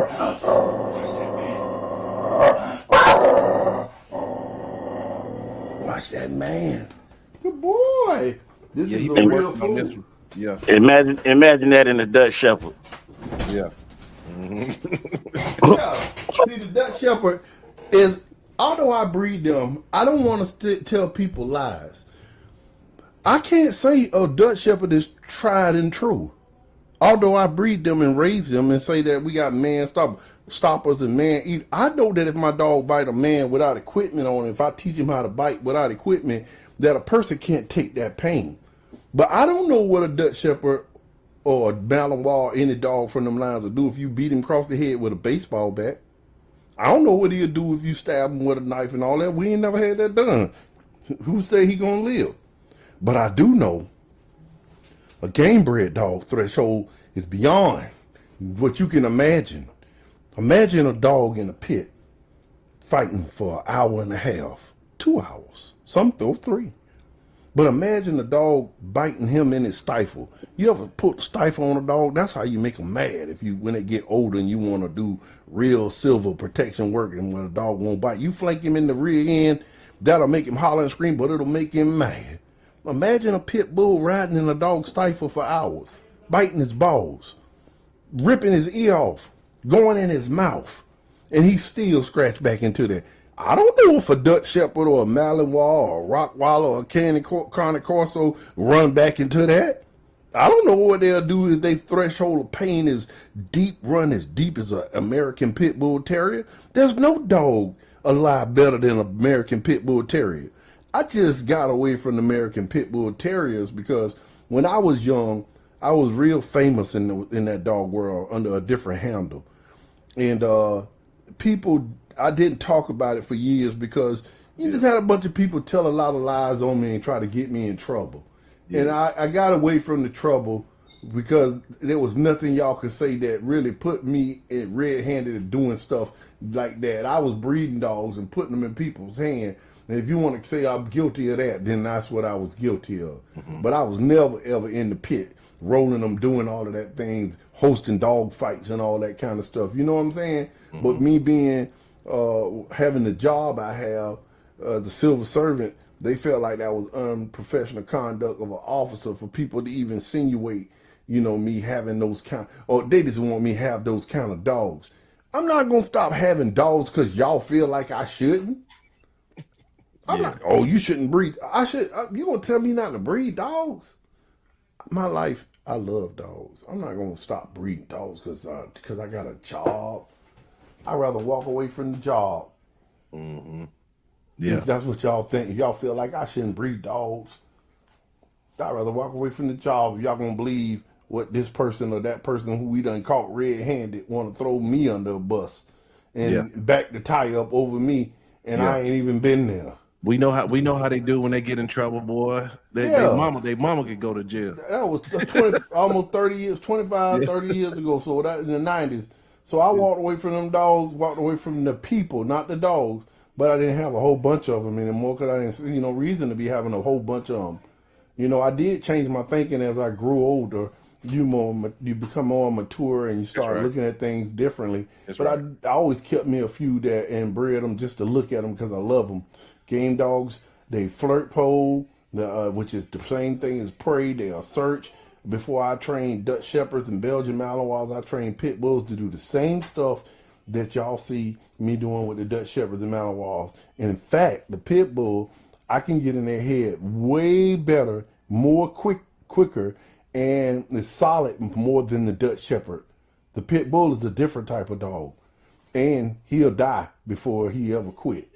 Once you teach him the game and he love you, a man got to kill him. And I know that for a fact, but I can't say that about them Dutch Shepherds and Belgian Malinois. I know they look good on somebody and they big and the average person be hurting and want you to get them off them. But I'm talking about, can they take that pain coming back to them? Right. No, I know a pit bull can because I done seen it.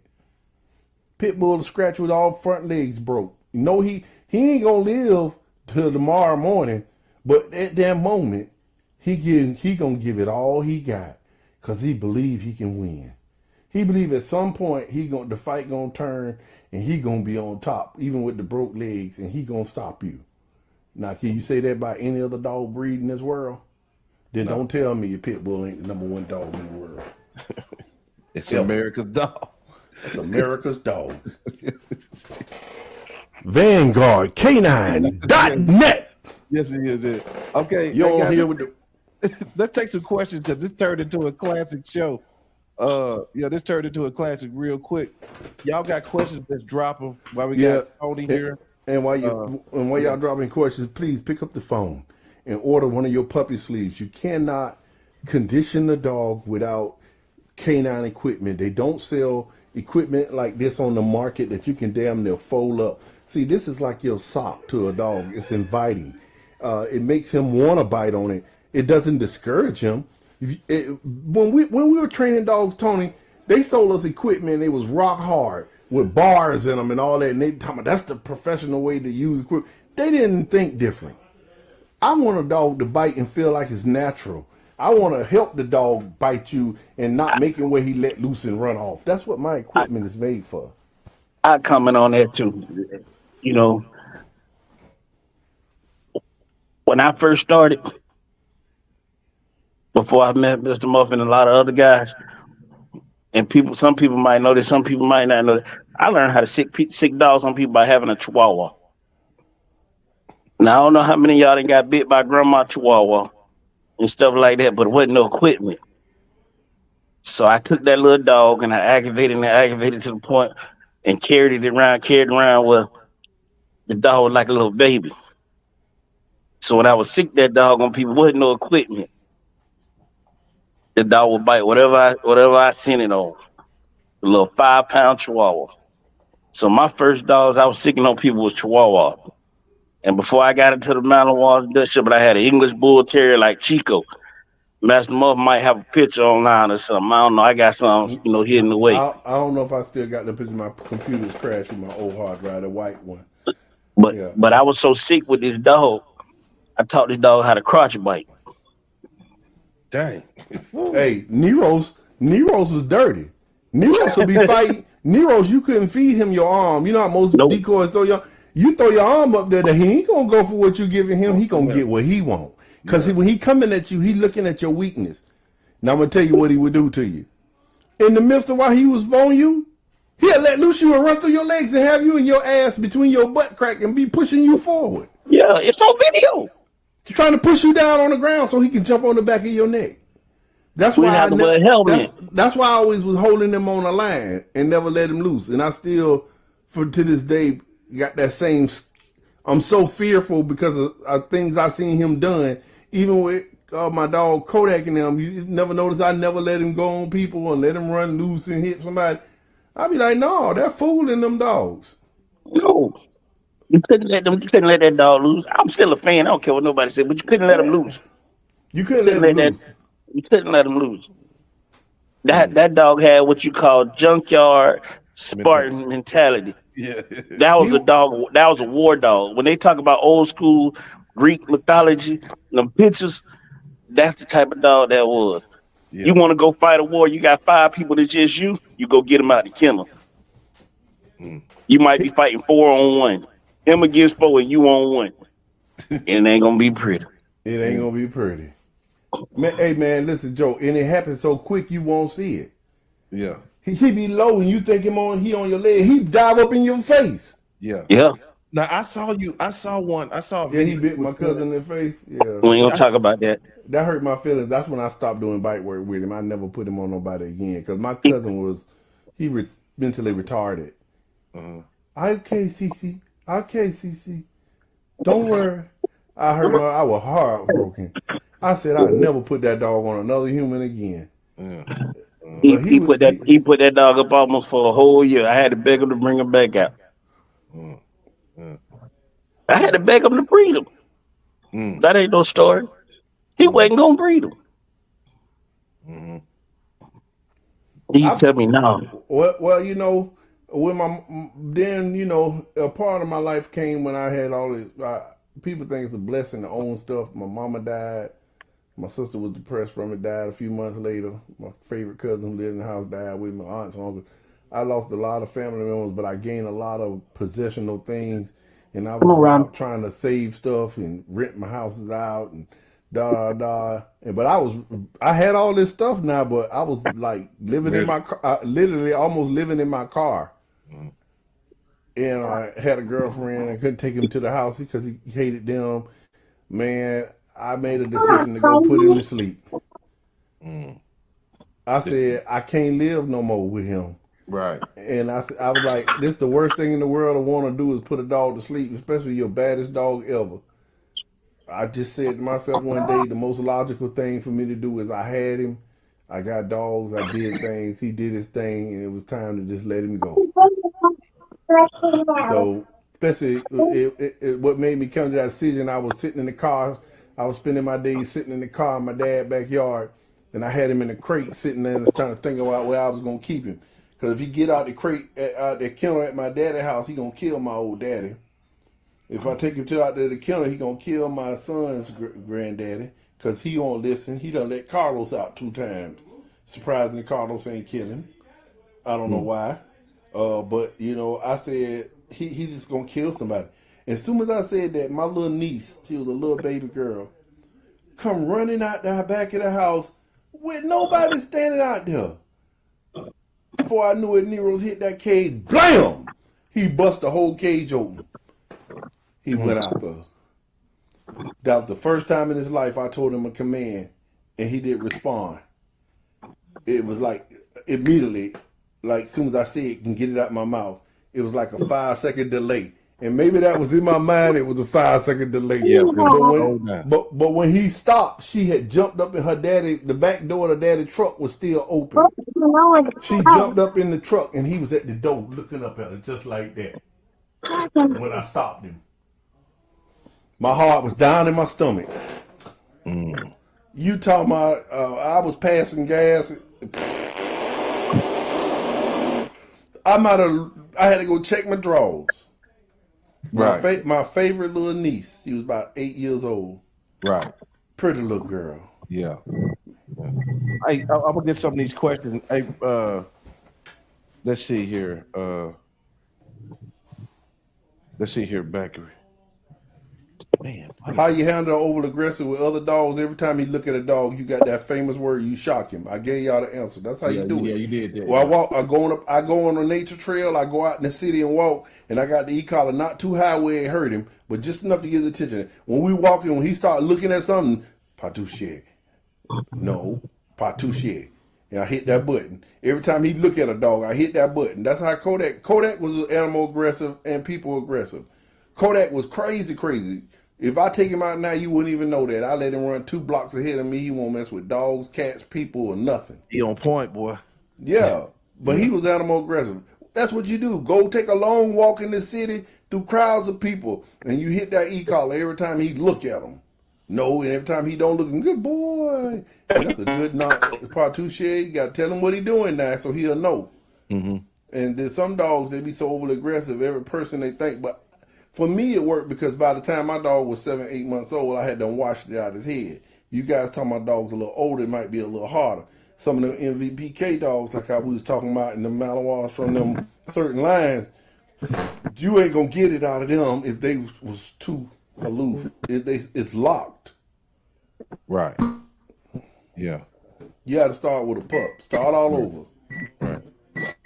Dang, I don't rehome aggressive dogs. I put them to sleep. They can't do it. Yeah. A lot of people think they want them dogs, boy, but no, they don't. That's what I be telling. When people call me about pup, you know the first thing people do? Oh, I watched your video for years. I've been following you, da. But then they want to tell you what kind of dog I pick dogs for people. I don't let them pick no dog. I let them say all that stuff they want to say. I still give them the dog. I know that they can grow with. Dogs off of Quartro, the Kodak line. Them dogs, they're going to be bad, but they start off real, they social, nonchalant. But they'll start, when they start getting older, they know who in their household, and they start coming out. But by that time, you can control them. You know what I'm saying? They ain't trying to snap at you, too. But everybody, when these guys want to buy dogs, the next thing they tell me, I want the baddest dog in the world. They ain't never had a dog, don't want a dog, see that stuff online. They don't know you won't be able to go on a date to the movies with your wife. He break out the kennel, he gonna kill somebody in the neighborhood. Go to sleep, you break out the kennel, you sleep on, you drunk, high, on weed, whatever. He jumps the 12-foot fence, because them dogs jump a fence without touching it. Killing the little kids early in the morning. Nero still had the neighbors blocked in the house. The kids was coming. I'm sleeping somewhere else, and I'm hauling ass the way I got him, boy. They told me I won't burn the engine off on that little Ford truck. I'm 20 miles away. Oh, my God. I was thinking about all the kids coming out 5 o'clock in the morning, running that route to go to the bus stop.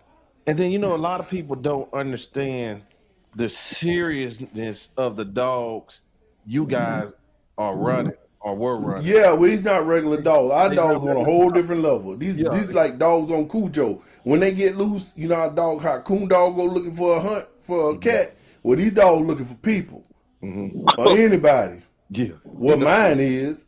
Right. That's the difference from my bloodline. And I did like what Tony said. I kept breeding the bad ones to the bad ones. I ain't just breeding dogs to make them look pure and sell y'all to get y'all money. I don't care about y'all. I'm breeding dogs for me. You just happen to have the money to buy it. And I repeat the same breeding over and over again. I got 2 dogs I just bred out here. I just bred Anchor and Candy. I'm gonna breed again. I'm gonna put it online. Y'all better get y'all a dog. Yeah. You're gonna get one. Until you get one of my dogs, you don't know what it's like to have a real dog. Right. And I stand behind that because I bred the baddest dogs to the baddest dogs. And the baddest dogs before that to the baddest dogs. And the baddest dogs before that to the baddest dogs. Bought the baddest dog because he was the baddest dog that came from the baddest dogs. 60 to 70 generations of certified certificate police dogs. The only dog that ain't a police dog is the dog you finna get.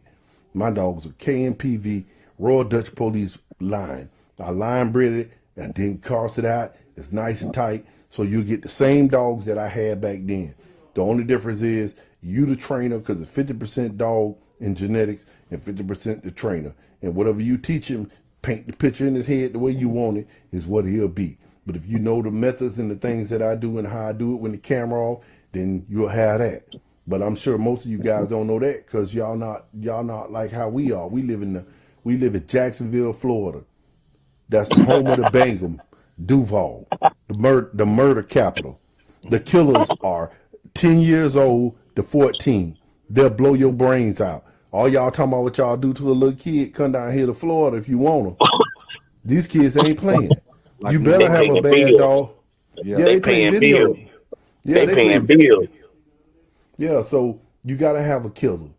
You got to have a killer because you don't want nothing to happen to you. Now, people ain't breaking in cars and houses like they used to, but anything can go down and you want a dog that can be there to help you at the end of the day. And those are the kind of dogs that I breed because of the situation that I grew up in and the life that I live in. So I think a dog, my friends say this all the time. He a big time cane corso breeder, like Joe Church. And he always say, dang, my boy, your threshold so high, you hard on a dog. I be liking the dog, you be like, he ain't cutting it. But so, I'm hard because his name Joe Thomas. I met him. I talked to him before. Yeah, my threshold high. Joe say my threshold high. He been around me since I was a little kid. So I don't just take any dog and breed them because I may have to keep them if y'all don't buy them. So y'all getting the kind of dog that I like. And that's way beyond the threshold of what you know a dog to be, like Joe Church just told y'all. My dog way beyond that's what your guy you right think. there, Joe Thomas right there? Yeah, that's Joe. Yeah. That's Joe right there. Yeah. Hey, you ever talk to him, tell him he owe me a tattoo. Okay, I'm going to add him as a friend now. But I talked to him on the phone with Ulysse one time. Dooney and Burt. Gucci. Prada.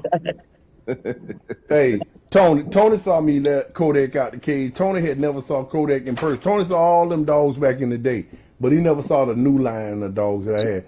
When you saw Kodak, he way bigger than Carlos and all them ever was. Oh man, that joker walk around like White Fang. Yeah. Baby horse. I came to get my sleeve. Y'all ain't even know the dog was loose around me with the sleeve in my hand. I froze up. He don't do nothing. I don't tell him now. He good. He ain't my Nero's, but he good. I froze up because I'm so used to the old stuff. Right. Yeah. No, this one is my demo dog, and I strictly raised him with thinking about how the dogs are and how I want to show people that my dogs wasn't all about bite. Yeah, you got some hell of control work on them. Shout out to our hater over there at what his name was. Which one? Which one? Yeah, I ain't gonna give the one that go bite. Oh no, we ain't gonna get no power there. The one that go bite. In the desert. Hey, he left me a voicemail the other day. Oh, Joe, you gonna come name there, boy? I'm gonna come down there. I'm gonna show you, boy. He's crazy as hell, man. Hey man, that man is real crazy to call people on the phone. Yeah, do you know? Listen, where I'm from, I'm not saying me. Where I'm from, I'm just saying where I'm from. He'd have died a long time ago. Oh, hey, look, check this out. You can't play with people like that. No, he went over there playing with them pit bull dudes. He ain't said nothing else about him because they was on his ass. Well, I'm from you. They found out about that little shop he had over there. I ain't gonna call his wife's name. I ain't gonna do the game like that. But them pit bull dudes, they dealt with him properly. He got his ass away from him too. Now he over here playing with us. Why you want to come over here to? Hey, what Charlemagne the God told Baby when Baby talking about? I ain't gonna play. Y'all can keep my name out. Y'all put some respect on my name. Yeah. Why you want to come over here and jump on the radio announcer, dude? Yeah, but see that. But he wasn't. I'm just dudes, the radio. He one of them dudes that want you to say something to him because he's such a flunky that he ain't got nothing going. Flunky, you get the flunky of the day. He is a ball flunky. He learned dog trading from a cell phone for about a few months. Now he's selling the dog course, going around calling everybody for help. Okay. Duck of the day. Yeah. Duck of the day is to the hater. Big shout out to you, man. Yeah, we man. hope you stay strong in the dog game so you can keep watching us. Fraud. Fraud. Bro, let's get out of here. This has been man. We enjoyed being on the show with good. the All Breed Dog Show. Y'all know who it is. NWA Cane Corsos. Yeah. And big shouts out to my man, big supporter, Doug. For all y'all guys, like I say, my cash app up there, $, ULYSEEMUFFJR. I don't know if the JR is on the end. Cause I ain't got no cha-ching. I'm giving y'all information. Y'all need to come. Yeah, it's on there. Ulysse Muff Jr. cash up. Yeah, y'all come check. Like a donation.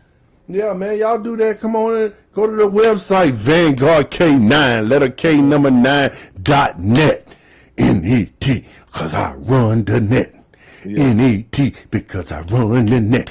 I'm Vanguard K9, the #1 world puppy imprinter. Tony, thank you for coming, bro. Oh man, I appreciate being on here, man. Next time I get a chance, man, I'm gonna have to show y'all this puppy that I got all this Peggy crossed up in, so I can show you what Muff really taught me back in the day about that line breed inbreeding. Yeah, I want to talk about that because Doug want to get them shows done on some breed. We got to go back to our bread and butter. Hey, I'm gonna tell you. Look, I say this before we get off here. Yes, sir. Some stuff got to be learned that can't be taught. Yes. Right. Sometimes you got to shut up and humble yourself. And you got to get in the lab with the mad scientists. Hey, and if y'all out there in the dog world over there in Dutch Shepherds, Belgian Malinois, KNPV, shouts out to my man that got that boy line over there, Jack Puts, who put together the website for everybody to be able to put their dogs out there, blood lineage, BLOED, whatever however you spell it, blood lineage. Just go on the European dog website. Jack Puts. Putting it down for years with his dog boy, finally getting his dogs lined up the way I did it. I noticed y'all ain't putting none of my dogs out there no more when I send y'all my registration. I don't know if somebody over there hating on me. Jack, if you hear this, could you go and make sure these guys put my dogs on there for the last 6-7 years? Every time I send a dog in, they not registering my dogs no more. I guess I had done created a family of dogs, and everybody else was over there breeding dogs, but they wasn't creating a family of dogs. Yeah. Doug had one more question. I'm ahead today. You all right? But let's what Doug want to say? The truck. I'm gonna read it. But the next time, okay, I'm still in the truck. I'm coming straight to you. Strictly on breeding, I want to do that. Right. Doug says, "Have you heard of a Malinois named Hunter?" Yeah, I heard of Hunter. Who he talking about, man? He talking about that Peggy stuff. Who? He want to know about that Peggy stuff. He want to know about that Hun stuff. How do you know he talking about that Hunter? It's 100 Hunters out there. Oh, because there's only one badass Hunter. Oh, who own Hunter? Because Floyd got a Hunter. Peggy got a Django Hunter. Got a who? That Django Hunter don't compare to that Hunter that Peggy had. Because what he hitting on is what I got. And the only reason I got it, because I'm a student. So let me put pig. Let me see. Cause I'm on the website. Let me see what y'all talking about. Cause I look at the. I know Doug been looking at Barry 2, Rudy Peggy 1 and 2, Barry 1 and 2, Beat Roy. I don't see no Hunter owned by Hans on here. It's in there. It's before. It's in the beginning when it all started. Before Eve ate the apple. It's in there. I like that. Yeah, but we sure he talking about that because everybody know Pookie, but there's a Pookie, 10 Pookies in on the north side, 20 on the south side. Which Hunter he talking about? He talking about that. He talking about that Pookie that everybody call Pookie, but his grandma call him little baby. He said he's swimming a lot of pedigrees. Uh-huh. I have no idea who he is. I've Doug, never seen Doug, him. Doug, go get with the master and get your puppy, Doug. Doug don't want no dog from me. Doug just like to support my business and Doug, just go get be your there. puppy, Doug. Doug, I got 2 litters of puppies right now, and I can take care of you the way you want. I can imprint your puppy and make sure you got the best. I really would love for you to have a dog and see what it's like to share the Vanguard experience. Right now is the best time. One litter will be ready January. The next litter will be ready at the end of February. So in the middle of February. So Christmas puppies and then Valentine's Day puppies. So I got more than I can handle, and I'll send you a pair. You pay for one, I give you 2. Damn. How that sound? Doug gonna take one. I know he's gonna take one because he already. Yeah, but no, you pay for one, I give you 2. The one is for showing me love, always sending me cash apps out of sometime I wake up in the morning, and I got a cash app from Doug. Doug been sending me cash apps for about 5, 6, 7, 8 years. I ain't know who he was. I just know that this dude. I know that name, and I recently just started putting the face to the name, and I said, "Hey man, this is a nice guy. I mean, just a gesture." Best dudes in the game. He keep Yeah, my man, it's a head nice level. gesture. But he don't buy my dog. Yeah. I was jealous when I saw him on TV, on internet TV with a Malinois coming across the street. That's supposed to be me! I don't care who you got it from and how you got it. It's supposed to be me. Yeah, Doug got some stuff he working on, so he got to move first. Okay. Oh, I know how you feel. I know how you feel. Hey, Man. y'all, I'm finna get out of here, Yeah, man. me Y'all too. peace. Y'all do y'all Hey, thing. man, hey, great show. Classic. Hey, man, I got them game dogs. Game dog. Vanguard.net. All right. .net. We out, y'all.